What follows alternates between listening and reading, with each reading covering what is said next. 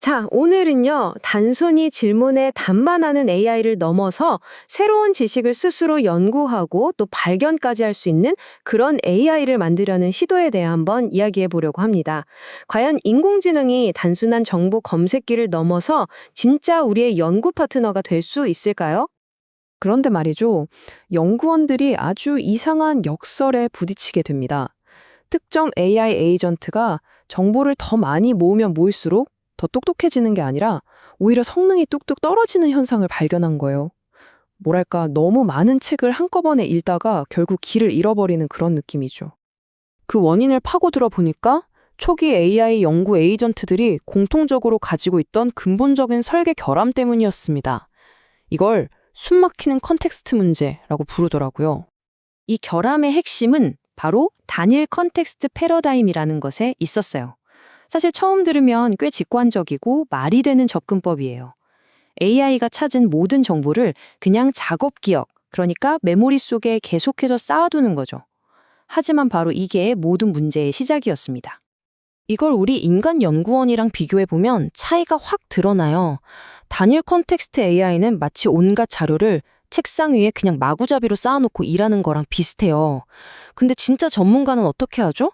주기적으로 멈춰서 자기가 뭘 찾았는지 요약하고 정리하고 다음 단계를 계획하잖아요. 훨씬 더 체계적이고 효과적인 방식이죠. 그래서 이 낡은 방식은 두 가지 치명적인 문제를 낳았습니다. 첫째는 AI가 생각할 수 있는 공간, 이른바 인지 작업 공간이 꽉 막혀버리는 거예요. 오래된 정보가 너무 많아서 새로운 생각을 할 틈이 없는 거죠. 그리고 둘째는 초기에 저지른 작은 실수나 관련 없는 정보가 영원히 남아서 그 뒤에 하는 모든 판단을 계속해서 오염시키는 겁니다. 정말 심각하죠. 바로 이 컨텍스트 질식 문제를 해결하기 위해서 첫 번째, 아주 중요한 돌파구가 등장합니다. AI한테 인간처럼 좀 더 체계적으로 일하는 법을 가르치는 새로운 시스템이 나온 거죠. 그게 바로 웹 리서처의 이터 리서치 패러다임인데요. 핵심 아이디어는 이거예요. 연구를 하나의 긴 마라톤으로 보지 않고 여러 개의 집중된 단거리 경주로 나누는 겁니다. 한 라운드가 끝나면 발견한 내용을 싹 요약하고 작업 공간을 깨끗하게 비운 다음에 다시 다음 단계로 나아가는 거죠. 이 네 단계의 순환 과정이 바로 핵심입니다. 아주 간단하지만 강력해요. 먼저 깨끗한 상태에서 사고하고 찾아낸 걸 종합해서 보고서를 업데이트하고 다음 행동을 결정해요. 그리고 가장 중요한 마지막 단계, 작업 공간을 싹 재구성해서 다시 깨끗한 상태로 돌아가는 겁니다. 이렇게 하면 연구가 아무리 길고 복잡해져도 집중력과 명료함을 잃지 않을 수 있게 되는 거죠.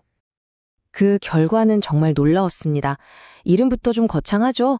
인류 최후의 시험이라는 벤치마크가 있는데 이게 최고 수준의 학문적 역량을 테스트하는 거거든요.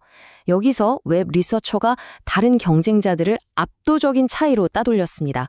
정확도가 무려 36.7%로 기존 시스템들을 크게 앞질렀죠. 또 다른 승리도 있었어요. 복잡한 웹사이트를 탐색하면서 정보를 찾아야 하는 과제에서도요, 이 새로운 방식 덕분에 AI 성능이 무려 21.7%나 향상됐습니다.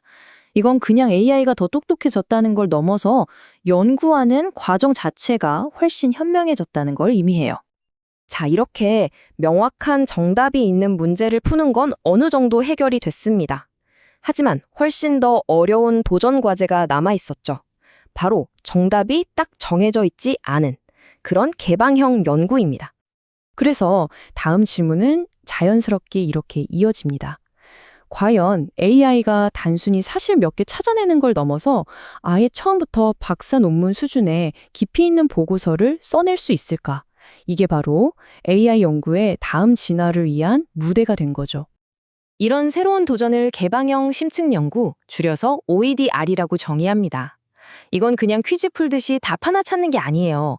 방대한 정보의 바다를 항해해서 종합적인 이해를 구축하고 정확한 근거까지 제시하면서 하나의 완성된 글을 만들어내는 훨씬 고차원적인 과제입니다.